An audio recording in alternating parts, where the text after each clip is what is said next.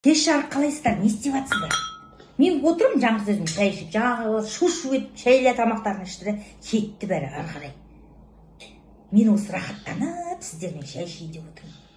Мына карантинді айтам, карантин бізге емес еркектерге болып жатыр екен ғой. А бізге особо білінген жоқ, бала шағамен үйде отырмыз ғой күніге.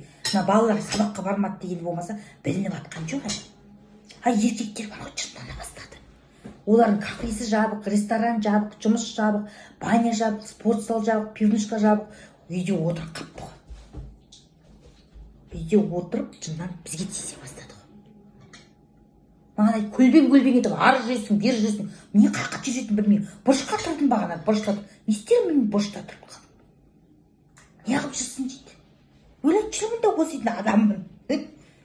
Кешке дейін қолыңнан телефон түспейді, кіммен сөйлестің дейді.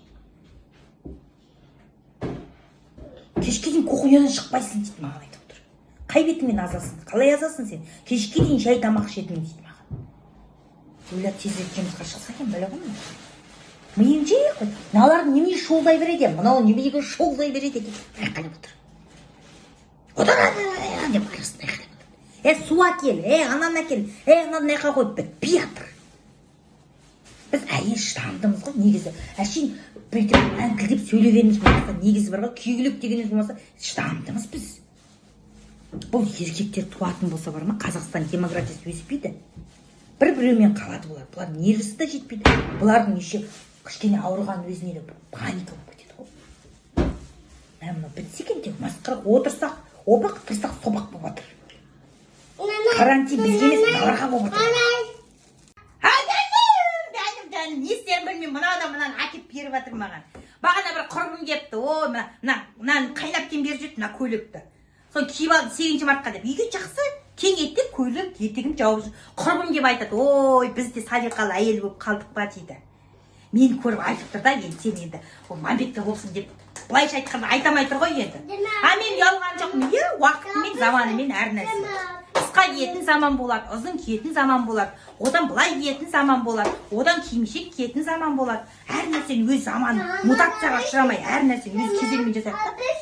Жаспен жас болып қартаймайын деген апаларымыз, қартаймайын деген әйелдер бар ғой, мына бәрін бүйтіп алып күлемай отыр ғой. Не керегі бар? Не керегі бар? Содан болып жатыр осының бәрі бар ғой. Қартай керек па? Қартай. Жас болу керек па? Жас бол. Әр нәрсені кезі. Қазір мен келіншекпін, мына маған мен тегі бар ғой. Осы мен апа болып қалсам да осы көйлекпен жүремейді.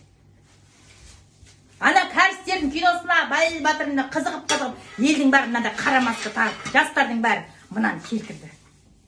Ана бір режиссерлардың бәрі өңки бірдеңе кинолар, вирус, бірдеңке жаңа тағы да бірдеңке кинолардың бәрін түсіріп, бұны да келтірді.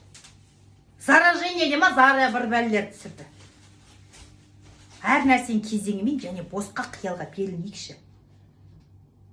Өз уақытымен орындау керек бәрі.